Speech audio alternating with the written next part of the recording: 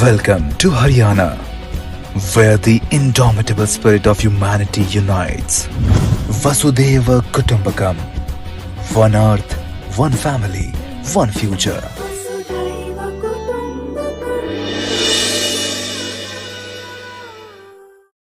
Hi everyone, welcome to Srajan India 1. Today is 1st of March 2023, brand new month. Focus on improving yourself. Focus on improving yourself, not proving yourself. Today we are going to talk about all these important topics in next about 40 to 45 minutes. See, to reach excellence, discipline is the easy way. Wisdom and consistency. Wisdom and consistency are also essential for achieving excellence. Once you have discipline, the other two will be easier to cultivate. Wisdom and consistency. To achieve excellence, you need discipline, wisdom, and consistency. Make them your priorities. Study full throttle. This is prelims 2023 course C. ये course start हुआ था जून से, जून 2022. जून, जुलाई, अगस्त, सितंबर, अक्टूबर, नवंबर, दिसंबर, जनवरी, फरवरी, इन सारे महीने में, इन सारे months में हमने ऑलमोस्ट सारा सिलेबस कवर कर लिया है. GS1 एंड GS2 CSET भी. इसमें कुछ टॉपिक्स बचे हुए हैं, वो है एनवायरनमेंट, इकोलॉजी, बायोडाइवर्सिटी और जनरल साइंस. इसको अभी मैं मार्च के मंथ पे कंप्लीट करा दूंगा. एंड विद दैट हमारा ये फर्स्ट राउंड कंप्लीट होगा. इसके बाद we are also going to start a prelims special 75 days crash course. This is going to be a super paced crash course. Those students जो 28th of May का exam लिख रहे हैं, determined हैं और बहुत सिंसियर है, प्रीलिम स्पेशल 75 डेज में वो हम फाइनल इसको टच करेंगे. ओके, सो इसके डिटेल्स मैं आपको अभी थोड़े दिन में बताता हूँ. Then this is test series course. Test series course हमारा कंटिन्यू रहेगा. अभी मार्च चल रहा है. मार्च, अप्रैल, मई हमारे पास 3 महीने का टाइम है. ऑलमोस्ट डेली बेसिस पे हम क्लासेस करेंगे and our target is to solve at least 10,000 MCQs before we go right this 28th of May exam. This is Telegram quiz. Join this Telegram quiz. अभी इसमें 5 MCQs पर डे में share कर रहा हूँ. इसको बढ़ा के अभी हम 10 MCQ करने वाले हैं. 10 MCQs. So solve these 10 MCQs on daily basis. Game mode में इसको आप सॉल्व करो क्विज के फॉर्मेट में. ये आपको बहुत हेल्प करेगा. Join our Telegram channel. This is vocabulary. Vocabulary continue रहेगा. बंगल, इसका मतलब है गड़बड़ कर देना. कैरी आउट अ क्लमजी और incompetently. Fumble, botch, mishandle. Levitation का मतलब होता है उत्थान, एलिवेशन करना, असेंशन, अपलिफ्ट करना. रेवेनस का मतलब है बहुत भूख लगा है. Having a huge appetite. Voracious reader होना चाहिए. Voracious reader. ओवरसाइट का मतलब होता है चूक, an unintentional failure to notice और डू समथिंग. डिलेमा का मतलब होता है दुविधा. A situation in which a difficult choice has to be made between two or more alternatives, especially equally desirable ones. तो वो होता है problem, quandary, difficulty. So ये vocab words है आज के लिए. Dilemma, oversight, ravenous, levitation and bungle. If you come across any other important word, write down that word along with its meaning in the comment section down below. These are quick facts. Some of you were saying कि newspaper video ignore हो रहा है. नहीं, ऐसा बिल्कुल नहीं होगा. Newspaper video almost हम डेली बेसिस में करते हैं. Every day means every day, और बिल्कुल इग्नोर नहीं होगा. इनफैक्ट इसको अभी हम और एनरिच करने वाले हैं. For example, this is quick facts. See, इसमें कुछ exam current affairs oriented one liners हैं, क्विक फैक्ट्स हैं, और ये काफ़ी इंपॉर्टेंट हो सकते हैं अभी एग्जाम के लिए. फॉर एग्जाम्पल, इंडिया का पहला national metro rail knowledge centre अभी दिल्ली में बनने वाला है. So what is this? This is metro rail knowledge centre. 4 Pilgrim centres हैं कर्नाटका में जिनको सेलेक्ट किया गया है प्रसाद स्कीम के अंदर. What is Prasad? Pilgrimage, rejuvenation and spiritual heritage augmentation drive. This is Prasad. Arrow India show अभी बेंगलुरु में हुआ. लद्दाख होस्ट करेगा इंडिया का पहला frozen lake marathon at Pangong Tso lake में. फ्रोजन लेक मैराथन का डिस्टेंस कितना होता है? Can you answer? कितने किलोमीटर का फुल मैराथन होता है? गवर्नमेंट ने लॉन्च किया है खान प्रहरी। ये coal mine surveillance and management system है और अनऑथोराइज्ड माइनिंग को ये कर्ब करेगा। हेल्थ मिनिस्ट्री ने ऑर्गेनाइज किया है cycle for health cyclothon New Delhi में। Cycle for health, physical activities good. India का पहला electric AC double decker bus अभी इनॉग्रेट हुआ है मुंबई में, AC double decker bus. G20 cultural working group की मीटिंग हुआ है खजुराहो में। खजुराहो है मध्य प्रदेश में। क्या आप बता सकते हो खजुराहो के टेम्पल किस डायनेस्टी ने बनाए थे? हाल ही में एयर इंडिया ने 470 एयरक्राफ्ट का डील किया है एयरबस एंड बोइंग से। 12 चीता, पहले एक लॉट आया था, ये सेकंड लॉट है 12 चीता का South Africa to Kuno national park. Where is this Kuno national park? India का first waste to hydrogen plant बन रहा है पुणे में, waste to hydrogen. Prime minister ने वर्चुअली इनॉग्रेट किया जल जन अभियान सेविंग वाटर राजस्थान। दिव्य कला मेला 2023 मुंबई में हुआ। And this is also very important, AICTE all India council for technical education, bureau of police research and development jointly launch किया कवच 2023। गुजरात में अभी 6th फेज चल रहा है सुजलाम सुफलाम जल अभियान का। फर्स्ट स्टेट लेवल श्रिम्प मेला है पंजाब में। केरला के चीफ मिनिस्टर ने बायोडाइवर्सिटी कांग्रेस अभी स्टार्ट की है। जो मनोज सिन्हा साहब हैं LG जम्मू में 33rd police public mela, police public mela, because what we are trying to do, police को सिटीजन फ्रेंडली बनाने की कोशिश कर रहे हैं। नॉर्थ इंडिया का पहला न्यूक्लियर पावर प्लांट बनेगा गोरखपुर एंड हरियाणा में। MEA ने लॉन्च किया है M पासपोर्ट पुलिस ऐप, जिससे पुलिस वेरिफिकेशन बहुत स्पीड से हो जाएगा। M passport police app. So these are some quick facts of current affairs. We are going to continue this series. This is CSAT भी continue होगा। Read this paragraph carefully and answer this question. Critical inference यहाँ पर क्या draw हो रहा है? This is writing practice. आज केवल एक ही सवाल है। National payment corporation of India NPCI के बारे में एक बहुत अच्छा नोट बनाना है। विजिट दिस NPCI वेबसाइट, बहुत ब्यूटीफुल वेबसाइट है। इसके सारे प्रोडक्ट्स के बारे में भी जानकारी लीजिए, NPCI के products. So this is a very important question, इससे सवाल आने का चांस बहुत ज्यादा है अभी प्रीलिम्स में। NPCI पे एक बहुत अच्छा नोट तैयार करिए। Now let us come to the Hindu newspaper. Hindu newspaper हम ट्राई कर रहे हैं वापस 2 PM के स्लॉट में शिफ्ट करने का। Let us try see. Social media watch grievance redress site comes on stream. Social media में all type of challenges grievances है, उसके लिए grievance redress site comes on stream. Social media watch. Nagaland women socially empowered politically absent. Political representation भी होना चाहिए, gender inequality नहीं होना चाहिए।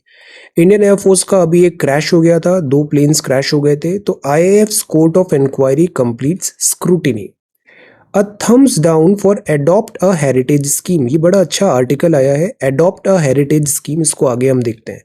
Corporate India can help in better ways. TV news programme found in violation ethics का code है यहाँ पे।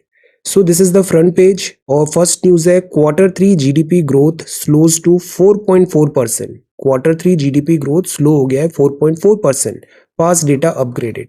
सो रेसेशनरी टेंडेंसीज, ग्लोबल हेडविंड्स भी हैं और GDP का डेटा अभी थोड़ा स्लो डाउन हुआ है, बट स्टिल इंडिया अभी भी एक ब्राइट स्पॉट है वर्ल्ड इकोनॉमी में। तो GDP एक्सपेंशन 7% है, अपवर्डली रिवीजन हुआ था। नंबर्स में हमें इतना नहीं बॉदर करना चाहिए। We should worry more about the pattern and the trend, और we should learn about the concepts, vocabulary. For example यहाँ पे एक वर्ड दिया हुआ है GVA। Can you tell what is the meaning of GVA? अगर हमें सेक्टर स्पेसिफिक डेटा चाहिए होता है तो हम GVA पे ज्यादा एम्फेसिस करते हैं। देन इसके कुछ सरप्राइजेस भी हैं कि ओवरऑल हम ये भी मान रहे हैं कि वर्स्ट इज ओवर। जो डिफिकल्ट पैच था वो पीछे छूट गया है, आगे ब्राइट प्रोस्पेक्ट्स होने वाले हैं। ग्रोथ मोमेंटम अभी बेटर होगा। लेट अस सी। एक बहुत बड़ा ट्विस्ट अभी हो सकता है, चैलेंज हो सकता है, और वो हो सकता है मॉनसून का, बिकॉज इस बार ला नीना ईयर डिफिकल्ट है। इनफैक्ट इस बार अल नीनो ईयर हो सकता है। आगे हम देखेंगे मार्च से ही हीट वेव चालू हो जाएगी। So let us see, there are so many uncertainties. Let us see. Then this is this page. Governor's chief minister must have a mature dialogue. See, post of governor, post of chief minister, अगर such type of like fight होती है तो which doesn't look good. So the point is एक mature dialogue होना चाहिए. Political difference in a democratic polity are acceptable. मतभेद होना it's okay. वैचारिक मतभेद होना it's okay. Political difference in a democratic polity are acceptable and have to be worked out with a sense of sobriety and maturity. Maturity has to be there without allowing the discourse to degenerate into a race to the bottom, because these two are constitutional posts और इसका decorum maintain होना चाहिए. Then China sending foreign minister to India for G20 meet. G20 meet. FM, this is foreign minister. See, तो China के foreign minister है mister किन gang अभी G20 meet पे आएंगे. G20 वैसे इकोनॉमिक होता है, इकोनॉमिक इसका क्राइटेरिया होता है. G20 top 20 economies of the world है. इंडिया अभी इसकी प्रेसिडेंसी है, इंडिया में इसका अभी सेशन होना है. तो चाइनीज फॉरेन मिनिस्टर अभी इंडिया पे आएंगे March 2 पे, which is a good news because हम हमेशा बॉर्डर इश्यूज को डिप्लोमेटिकली सॉल्व करने का प्रेफरेंस देते हैं पीसफुल एंड डिप्लोमेटिक मैनर में. बट दैट डजंट मीन कि बॉर्डर एरिया से we are going to have any compromises. So in a world fraught with uncertainties and struggling to reboot the economy, countries have much to do to overcome the challenges. 2030 का agenda भी है sustainable development goals का, 17 SDGs. So China के साथ भी जो difficulties हैं, जैसे चाइना में भी इनइक्वालिटी बहुत ज़्यादा है. अगर हम चाइना की बात करें ना, तो इफ़ दिस इज़ चाइना, तो यहाँ जो लाइन है, मोस्ट ऑफ द जो चाइनीज पॉपुलेशन है वो ईस्ट में रहती है towards this ocean area, this east में. ये जो तिब्बतन प्लेटू है, लद्दाख है, ये जो है दिस तिब्बतन प्लेटू, यहाँ पर चाइनीज पॉपुलेशन बहुत कम है. सो the point is global economy and development का चैलेंज है अभी, और G20 मीट में होगा. मल्टीलेटरलिज्म की बात होगी, फूड एनर्जी सिक्योरिटी की बात होगी, कोऑपरेशन की बात होगी, और जो डिस्टेंस आया है हमारा आफ्टर गलवान क्राइसिस, उसका भी सॉल्यूशन फाइंड करने की बात होगी. Ties between the neighbors have also been plunged into tensions following China's mobilization of troops and multiple transgressions across the line of actual control since 2020. So let us see G20 में अब आगे यहाँ क्या होता है. So this is the front page of the Hindu. अब जो next है see that is why ये जो stray dogs है, एक certain regulation is required. Rabies etc. certain regulation is required. Then Visakhapatnam gearing up for global investors meet. यहाँ पे Kerala Assembly opposition. Life mission is again very important. Life mission, sustainability, go green, new determinism. Life mission. This is again a good example. Innovation. Rajasthan में water का shortage होता है और वहाँ पर टंकास जो होते हैं, लाइक एक वेल हम वहाँ पे लाइक वेल हो जाता है और उसमें डीप पानी आता है, डीप पानी होता है, वहाँ से वाटर का सप्लाई होता है. But at the point is कि एट टाइम्स क्या होता है, ये जो वेल है इसमें लाइक अगर एक्सीडेंट से कोई गिर गया या एट टाइम्स सुसाइड अटेम्प्ट्स भी देखने को मिले, तो ये एक बहुत बड़ा सेफ्टी का चैलेंज बन जाता है. सो दैट इज वाई अब सारे वेल्स को, टंकास को कवर किया जा रहा है और वहाँ पे एक हैंडपंप लगाया जा रहा है, हैंडपंप, ताकि वाटर की सप्लाई भी हो जाए और जो डिजास्टर था, हैजार्ड था, उसको डिजास्टर में कन्वर्ट नहीं हो पाए. तो बाड़मेर जिले में ऐसे कुछ केसेस आते हैं, अक्सर वहाँ पे डिफिकल्टी आ जाती है. तो सारे जो टंकास है, बिग टैंक्स है, उसको अब पैक कर दिया गया है. तो tankas with a huge water storage capacity traditionally build adjacent to the residential units in western Rajasthan. Rain water इसमें कलेक्ट होता है और ये जो हाउसेज होते हैं आइसोलेशन में, बिकॉज यहाँ धानी होता है. धानी क्या होता है, एक हैमलेट बोलता है, एक छोटा सा ग्रुप है. बिकॉज जो एरिडिटी होती है तो वहाँ पे क्लोज सेटलमेंट नहीं होता, वहाँ पे स्पार्स सेटलमेंट होता है.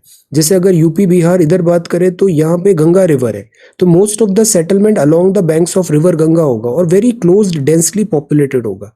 राजस्थान में एरिडिटी है तो ऐसे दूर दूर धानी होती है, धानी, और इनके पास एक टंका होता है जिसमें वो वाटर स्टोरेज करते हैं, कंजर्व करते हैं.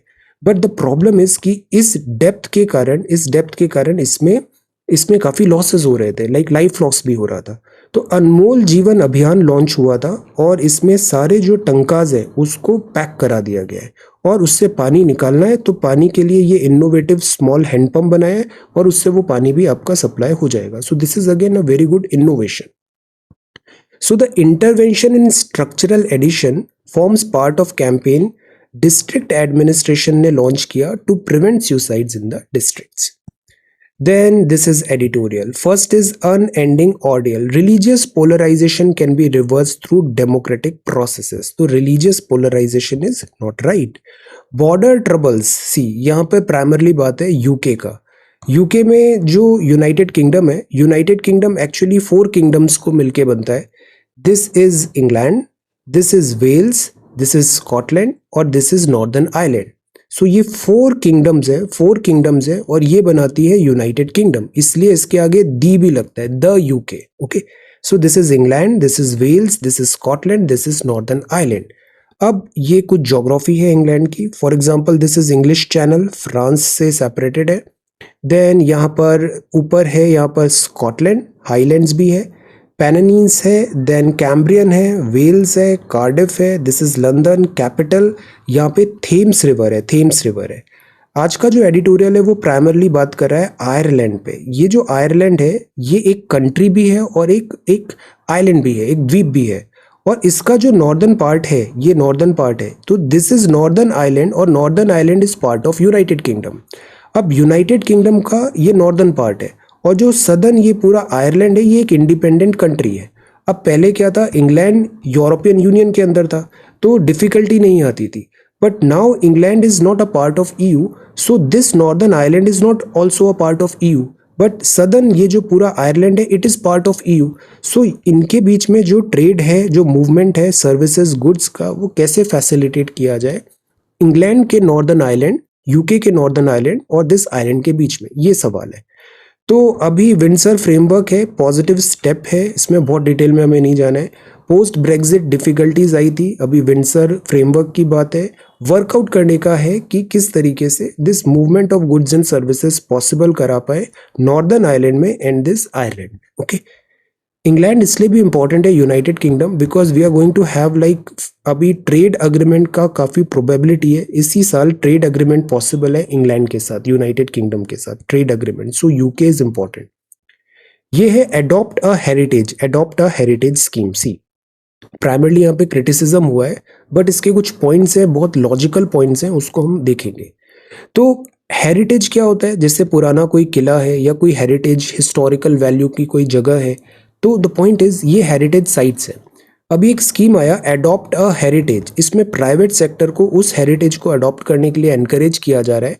वो उस पर कुछ फंड्स लगाएगा जो CSR कॉर्पोरेट सोशल रिस्पॉन्सिबिलिटी के अंदर आएगा और प्राइवेट सेक्टर उसका टेक केयर करेगा। तो इससे हमारी बहुत सारी हेरिटेजेस हैं, उसका हमें काइंड ऑफ लाइक एक स्पॉन्सर मिल गया। बट द पॉइंट इज क्या इससे हेरिटेज का जो डिस्टिंक्ट कल्चर है, डिस्टिंक्ट आइडेंटिटी है, वो कॉम्प्रोमाइज तो नहीं हो जाएगी? Private firms and companies and public sector units can enter into agreement with Union Ministry of Culture है इसके पीछे, adopt and maintain state owned archaeological sites और monuments। तो जितने भी monuments हैं, archaeological sites हैं, वो सब अभी adopt a heritage Ministry of Culture से agreement करके private sector उसको maintain कर पाएगा। तो business that enter each agreements are going to be known as monument Mitra. तो जो भी प्राइवेट एंटिटी इस बिजनेस में आ रहा है, अडॉप्ट कर रहा है हेरिटेज को, उसको मॉन्यूमेंट मित्रा कहेंगे। सेंट्रल गवर्नमेंट ईगर है कि ऐसी कुछ 500 प्रोटेक्टेड साइट्स हैं जिनको अडॉप्शन के लिए अभी दिया है। तो ये जो नंबर है 10 फोल्ड इंक्रीज हुआ है नंबर ऑफ साइट्स का। 2017 में ये स्कीम लॉन्च हुआ था, इसमें रिवैम्प की भी बात है। अब प्रॉब्लम्स क्या है यहाँ पे, प्राइमरली हमने इसको क्रिटिकली इवैल्यूएट किया है। तो adopt a heritage scheme business जो है कॉर्पोरेट सोशल रिस्पॉन्सिबिलिटी के फंड्स के अंदर यहाँ पर कुछ इकोनॉमिक रेवेन्यू जनरेशन भी कर पाएगा। CSR क्या होता है कि जो भी कंपनी वर्क करती है, प्रॉफिट कमाती है, तो उसका 2% से वापस आपको सोसाइटी को वापस गिव बैक करना है। तो दिस इज कॉल्ड कॉर्पोरेट की सोशल रिस्पॉन्सिबिलिटी, CSR। तो बिजनेस में use their CSR funds at select sites to construct and maintain ticket offices, restaurants, museum, interpretation centres, toilets and walkways. तो CSR के पैसे से ये सारी चीज़ें बनेगी कहाँ पर? इन मॉन्यूमेंट्स में, आर्कियोलॉजिकल साइट्स में। और वो इल्यूमिनेट भी कर सकते हैं मॉन्यूमेंट्स को, गाइडेड टूर कर सकते हैं, cultural programmes, light and show हो सकता है, बहुत सारी एक्टिविटीज़ हो सकती है, सो दैट ज़्यादा से ज़्यादा विजिटर्स का वहाँ पे फुटफॉल हो और पॉपुलैरिटी भी बढ़े इन सारी साइट्स की। बट द पॉइंट इज, इसके क्या रेपरकशंस हो सकते हैं, साइड इफेक्ट्स हो सकते हैं। सी, जैसे कोई कंपनी है, उसको बिना किसी एक्सपर्टीज के आपने किसी आर्कियोलॉजिकल साइट्स में उसको मित्र बना दिया, but if that Mitra is not like capable, तो वो मित्र वहाँ पे डैमेज ज़्यादा कर देगा। फॉर एग्जाम्पल, मोरबी ब्रिज में हमने ये देखा था। So the point is, trained professionals होना ज़रूरी है म्यूजियम्स में और आर्कियोलॉजिकल साइट्स में। करंट प्लान जो है वो आर्कियोलॉजिकल सर्वे ऑफ इंडिया जो है, आर्कियोलॉजिकल सर्वे ऑफ इंडिया, वो भी मैंडेट देती है कि we need to conserve our archaeological sites. तो क्या ये ASI के मैंडेट से साइडवेज जा रहे हैं?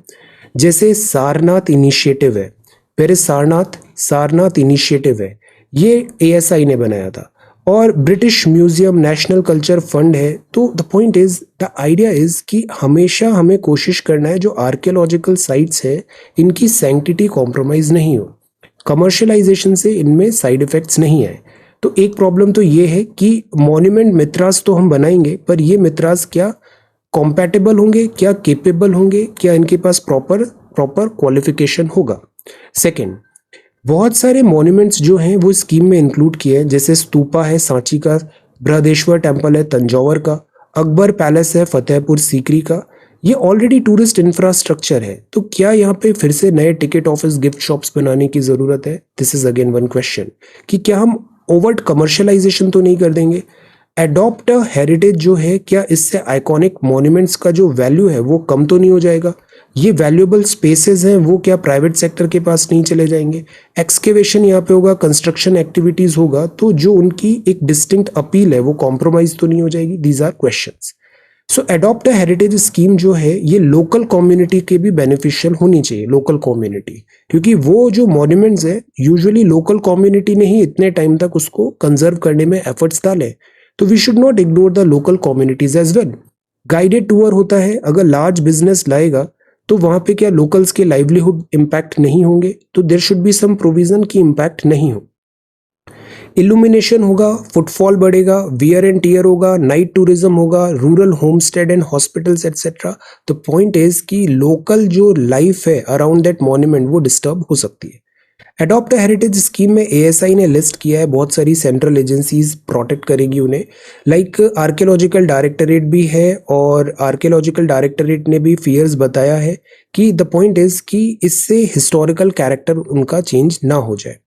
Monument Mitra overall is a good thing in a sense कि इससे एक डिस्टिंक्शन और एक रिकॉग्निशन भी मिलेगा मॉन्यूमेंट्स को, अगर प्राइवेट सेक्टर का वहां पर इनपुट्स आएंगे।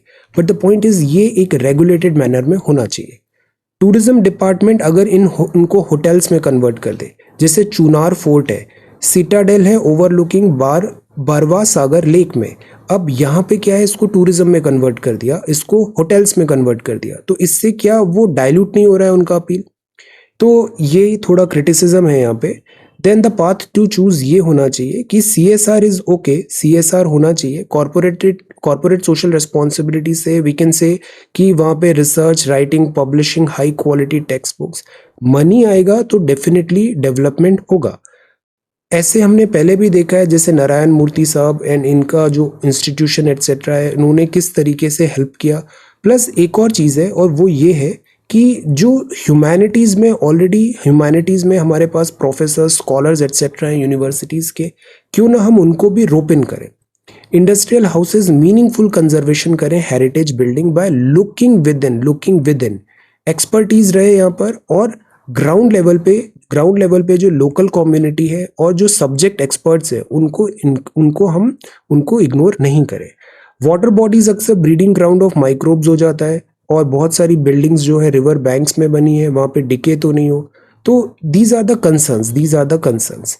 So corporation to support interdisciplinary team, Drona foundation ने भी कुछ बात कहा, सैलिनेशन हो रहा है, राइजिंग सी लेवल है, मॉन्यूमेंट्स और आर्कियोलॉजिकल साइट्स जो हैं ये डिके भी पॉसिबल है और ये हो भी रहा है, इसको प्रोटेक्ट करना जरूरी है। सो इंडिया एक डाइवर्स कंट्री है और इंडिया में डाइवर्स आर्किटेक्ट और दिस मॉन्यूमेंट साइट्स है। Historical preservation, business, government agency सबको आना है और इसको सेफ गार्ड करना है। सो this is a thumbs down for the adopt a heritage scheme. ये क्रिटिकली थोड़ा यहाँ पे इवेलुएट किया है अडॉप्ट अ हेरिटेज स्कीम को। Scheme is important, adopt a heritage scheme is important. International codes and climate change पे है। Then leading on all fronts except one, regulating online sale of drugs in India. India में drugs आजकल online sale हो रही है, तो क्या इसमें लाइक काउंटरफीटिंग या फिर वो जो ऑथेंटिसिटी होनी चाहिए वो है। कई बार कुछ ड्रग्स प्रोहिबिटेड होती है, वो विदाउट प्रिस्क्रिप्शन सेल नहीं होनी चाहिए, उसको कैसे इंश्योर कराएंगे। तो ministry of health pulled up at least 20 companies including Tata, 1mg, Flipkart, Apollo, PharmEasy, Amazon, Reliance, Netmed, इनको शो कॉज नोटिस इशू किया है कि आप दवाइयों को ऑनलाइन कैसे सेल कर रहे हो। Draft e pharmacy rules float हुआ था और रूल्स फाइनलाइज हुआ, पब्लिक कमेंट्स यहाँ पे बुलाए गए and almost on the brink of being notified है, but proposal was abruptly shoved into cold storage. तो ये ड्राफ्ट रूल आया था, बट जैसा कि मैं हमेशा बोलता हूँ कि जब तक फाइनलाइज नहीं हो जाए उसकी फाइनलिटी नहीं होती, एट टाइम्स वो ड्रॉप भी हो जाता है। तो ये आया था 2018 में, बट ये कैरी नहीं हुआ।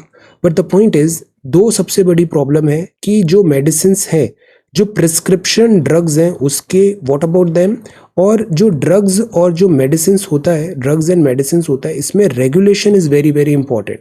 तो ऑनलाइन मेडिसिन अगर सेल हो रही है तो रेगुलेशन कैसे होगा। Otherwise we are not against this online cell.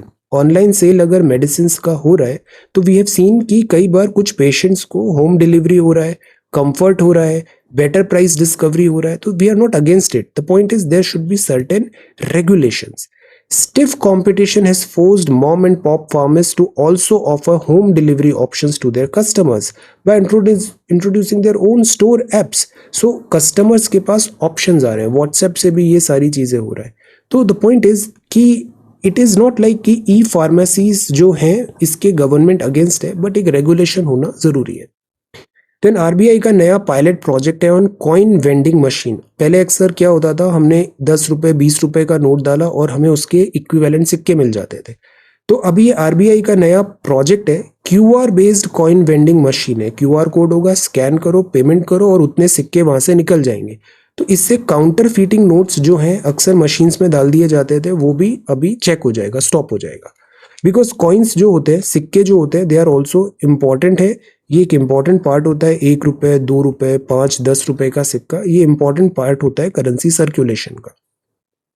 तो अभी एमपीसी में एड्रेस किया था और कोलैबोरेशन विद बैंक्स में एक पायलट प्रोजेक्ट स्टार्ट हो रहा है, QR based coin vending machine. जैसे वेंडिंग मशीन क्या होती है, कई जगह रेलवे स्टेशन पे हम देखते हैं कि उसमें लाइक आपने पैसा डाला और फिर वहां से आपको कोल्ड ड्रिंक का बॉटल आ जाता है, that is a vending machine. Chips का पैकेट आ जाता है, वेंडिंग मशीन। तो वेंडिंग मशीन, ये जापान में बहुत कल्चर है, वेंडिंग मशीन का कल्चर जापान में like very popular. Vending machine would dispense coins with the requisite amount being debited from customer का यूपीआई। तो physical tendering of bank notes नहीं होगा, आपका अकाउंट जो होगा उससे उतने पैसे कट जाएंगे और आपको 10 रुपए के सिक्के मिल जाएंगे। जो बैंक नोट्स है उसका एक्सचेंज नहीं होगा, तो इससे प्रोसेस थोड़ा इजी हो जाएगा। और इसमें एक और प्रॉब्लम आ रहा था काउंटर फीटिंग नोट्स का, वो भी अब सॉल्व हो जाएगा। Okay, so proposed machine would eliminate the need for physical tendering of bank notes and their authentication. तो इससे मशीन भी बेटर वे में हम लगा सकते हैं। तो ये पायलट प्रोजेक्ट है, 19 लोकेशन 12 सिटीज में लगाया गया है। एक्सेसिबिलिटी पे फोकस होगा, railway station, shopping mall, because अक्सर चेंज का प्रॉब्लम आता है, सिक्कों का प्रॉब्लम आता है, तो वो प्रॉब्लम यहाँ पर सॉल्व हो जाएगी। Coins in India are issued, denomination क्या है, 50 पैसे, 1 रुपी, 2 रुपी, 5 रुपी, 10 रुपी और 20 रुपी का भी एक कॉइन आता है। 50 पैसे के कॉइन स्मॉल कॉइन्स है और फिर रुपी अबव रुपी कॉइन्स होते हैं। तो 50 पैसे से लेके 20 रुपए तक के कॉइन्स आते हैं। और यहाँ फिर अब आपको ये आंसर राइटिंग भी करना है, जिससे सर्विसेज है IMPS, Bhim UPI, NEFT etcetera. So your homework is कि हमें एनपीसीआई के बारे में एक शॉर्ट नोट तैयार करना है. एपेक्स रेगुलेटर अभी यहाँ पे सेंट्रल बैंक डिजिटल करेंसी भी रहेगा, because in future we are going to launch this digital currency as well. तो डिजिटल पुश है, प्रैग्मेटिक सॉल्यूशन है, डिजिटलाइजेशन से काफी प्रॉब्लम्स हमारी सॉल्व होंगी. So this is coin vending machine. India should stick to the middle path in the new world disorder. This is again a really good article. यहाँ overall commentary दिया हुआ है India की foreign policy कैसे हमें कैसे align करनी चाहिए, बिकॉज वर्ल्ड अभी काफी डिफिकल्ट फेज से गुजर रहा है. कोविड के बाद वर्ल्ड वॉर 3 जैसी टेंडेंसीज भी हैं. तो arena of the looming US China great power contest, US और चाइना का क्लैश अभी एविडेंट लग रहा है. Instead of aligning with any bloc, India को अपने इंटरेस्ट के हिसाब से आगे बढ़ना चाहिए. New pillars of global order through engagement and partnership यहाँ पे हो. So the country has consistently resisted since 1945, जब वर्ल्ड वॉर 2 एंड हुआ और वर्ल्ड बायपोलर बना, तब से इंडिया ने हमेशा नॉन अलाइनमेंट मूवमेंट को चूज किया है. तो वर्ल्ड जब बायपोलर था यूएस और सोवियत में, इंडिया नॉन अलाइन था. 1991 में सोवियत का डिसइंटीग्रेशन हुआ, वर्ल्ड यूनिपोलर हो गया, केवल एक यूएस सुपर पावर था. बट अब यूएस की सुपर पावर के स्टेटस को भी कॉन्टिन्यूसली चैलेंज किया जा रहा है. वर्ल्ड मल्टीपोलर बन रहा है, चाइना का रैपिड राइज हुआ है, रशिया एग्रेसिव हो गया और थर्ड फ्रंट भी बहुत सारे रीजनल पावर्स आ गए हैं. सो इन सब में इंडिया का रोल कैसा होना चाहिए? यूएस अभी भी इंपॉर्टेंट है, जियोपॉलिटिकल आउटकम डिक्लाइन पे है, बट यूएस अभी भी एक बहुत स्ट्रॉन्ग फोर्स है. जो अफगानिस्तान से विड्रॉवल हुआ after 20 years, Russian invasion of Ukraine हुआ, तो इससे वापस post cold war security equilibrium में शिफ्ट आ रहा है. वर्ल्ड अभी एक बहुत ट्रांजिशनरी फेज से गुजर रहा है. नॉन अलाइनमेंट सक्सेस पहले भी था, आगे भी ये नॉन अलाइनमेंट इंडिया के बेस्ट इंटरेस्ट में होने वाला है. फॉरेन पॉलिसी, तो दिस इज देयर. इसके अलावा यहाँ पे फॉरेन पॉलिसी के एलिमेंट्स है, जिससे आप बताओ NAM के फाउंडर्स कौन है? Who all are the founders of NAM? Pandit Jawaharlal Nehru ji हैं, and who all others are founder of NAM.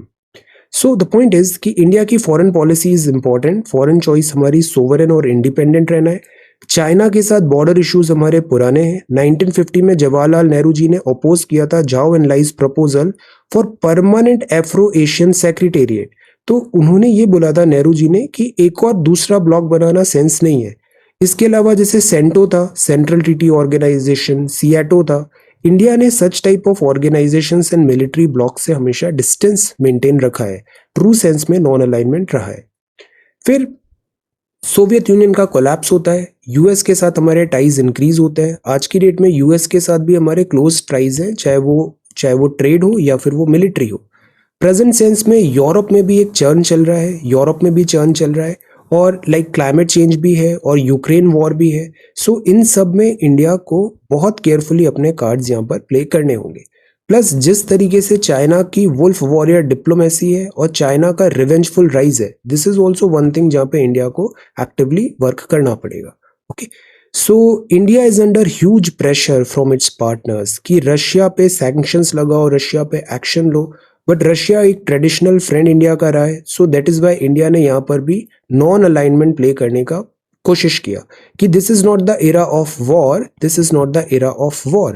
So we should learn from China as well. China ने जिस तरीके से मीटियोरिक राइज हुआ है चाइना का मैन्युफैक्चरिंग सेक्टर पे, और जिस तरीके से चाइना का जो बैंक बैलेंस है वो बहुत अच्छा है. कॉन्टिनेंटल नुआंसेस हैं, चाइना और साउथ चाइना सी में डिफिकल्टीज होती है. यूएस अभी भी यहाँ पे अपनी हेजीमनी बनाना चाहता है. कॉन्फ्लिक्ट यूएसए और चाइना का हो सकता है over Taiwan issue. So US is trying to drive a narrative of democracies versus autocracies. एक तरफ डेमोक्रेसी है, दूसरी तरफ ऑटोक्रेसीज है, जैसे कि चाइना का एग्जांपल ले सकते हैं या सर्टेन मोनार्कीज. सो यूक्रेन वॉर में भी ऐसा है, ये मैसेज दिया गया सेव डेमोक्रेसी. बट इंडिया को केयरफुल रहना चाहिए, अपने इंटरेस्ट के हिसाब से यहाँ पे आगे बढ़ना चाहिए. Then word of the day है रेमिनिसेंट. इसका मतलब है serving to bring to mind, resonate, evocative. The new film is reminiscent of the good old days. Remindful, याद आ रही है, remindful, like that. Then this is New Delhi welcomes foreign ministers for G20 meeting amid negotiation over agenda. ये अभी unfortunate accident हो गया था Indian air force Su-30 MKI and Mirage 2000 का. उस पे रिपोर्ट है। And India Australia agreement sign करा है, ऑस्ट्रेलिया के साथ भी अभी एक बहुत बड़ा ट्रेड डील होने वाला है। पोर्टल ओपन हो गया है complaints against decision of social media platforms पे। इसरो सक्सेसफुल हुआ in key test of India's third moon mission, तो तीसरा चंद्रयान 3 अभी आने वाला है। Cryogenic engine low temperature will power a crucial stage of this LMM-3 launch vehicle Chandrayaan 3. So इसका भी hot test हुआ, ये successful था. So let us see. Heat waves इस बार इंटेंसिफाइड हो सकती है March to May. Department IMD ने बताया कि heat is the lack of rainfall, because rainfall इस बार कम हो सकता है, अल नीनो ईयर हो सकता है, तो हीट अप ज़्यादा होगा कॉन्टिनेंट और हीट वेव्स ज़्यादा इंटेंसिफाइड हो सकती है। प्रोटॉन बीम थेरेपी एक सॉल्यूशन है for cancer treatment, but it is out of reach for many with cancer. See, ये ईरान है, ईरान में एशियाटिक चीता है, अभी जो इंडिया में आया है वो अफ्रीकन चीता है। This is Asiatic cheetah, India से वाइल्ड एक्सटिंक्ट इन वाइल्ड है, बट ईरान में ये मिलते हैं, तो वहां पर भी दिस डिफिकल्टी है। Hong Kong scraps one of world's last कोविड-19 mask mandate. Then this is Rishi Sunak. China adopts plan to reform party and state institution. Situation extremely tense है यूक्रेन में। And this is Pakistan. Sri Lanka bans strikes ahead of mass protest. See, core sector, ये जो core sector होता है ये 40% तक contribute करता है IIP में। Core sector output rose to 10 month high in January, तो स्टेडी कोर है। फर्टिलाइजर में 7 of 8 जो कोर सेक्टर्स हैं उसमें इस बार आउटपुट श्रिंक हुआ सेकेंड स्ट्रेट मंथ में। स्टील सीमेंट में भी ये डेटा है। अब बताओ what all are these 8 core sectors. 8 core sectors क्या होते हैं? ये 40% अप टू कंट्रीब्यूशन होता है इनका IIP पे। Okay, then this is Adani group. Fiscal deficit 67.8% हो गया है FY23 का। Then UCO bank and this is sports. Alright, so this is the Hindu newspaper. वैसे तो आज आंसर राइटिंग डिस्कशन भी करना था, बट आज जल्दी वीडियो है, so you have one more day. इसको हम कल डिस्कस करते हैं 27 फरवरी का। मीनवाइल जो आज के सवाल है इस पे आप एक आंसर राइटिंग अच्छा प्रिपेयर करिए। Okay, so thank you so much for watching this video. Take care, study well and be safe.